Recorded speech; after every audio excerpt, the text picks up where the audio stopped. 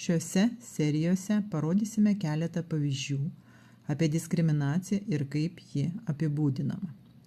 Pavyzdžiai, kuriuos pamatysite, apibūdina situacijas, kurios prieštarauja įstatymams visoje Europoje. Informaciją apie tai, kur kreiptis pagalbos, susidūrus su tokia situacija, rasite video pabaigoje. Vienodas darbas, nevienodas atlyginimas.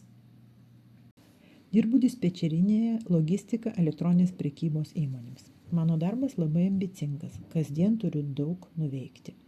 Aš visada motyvuota. Kai kurie mano bendradarbiai yra net mano asmeninio gyvenimo dalis. Todėl kalbėjomės apie gaunamus pinigus. Nes mačiau, kad mano visi kolegos daugiau perka nei aš.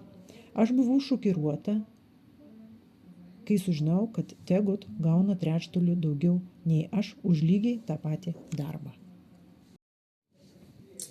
Tai tiesioginė diskriminacijos forma, bet mes taip pat žinome, kad daugelis ne visą darbo dieną dirbančių darbuotojų gauna mažiau pinigų nei visą darbo dieną dirbantis asmenys. Tai tiesioginė diskriminacija, nes daugiau ne visą darbo dieną dirbančių darbuotojų yra moteris. Tai tas pats, kaip negauti atostoginių dirbant ne visą darbo dieną. Nepalankios darbo valandos, darbo ir šeimos įsipareigojimai. Aš dirbu vaistinėje nuo 1992 metų pilnu etatu. Dirbame 6 dienas per savaitę ir vakarais. Prieš kelias savaitės mano mamai buvo diagnozuota paskutinė krūties vėžio stadija. Ankstyvais rytais ir ypač vakarais jai reikia mano pagalbos ir priežiūros. Aš paprašiau savo viršininkų sumažinti mano darbo krūvį iki 80%.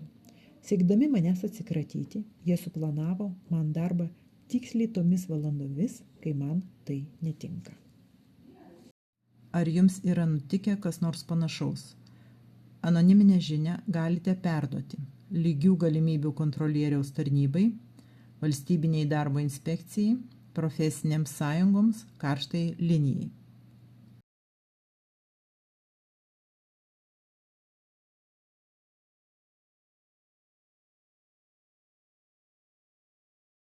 Skenuokite, kad rastumėte visus, kas gali jums padėti.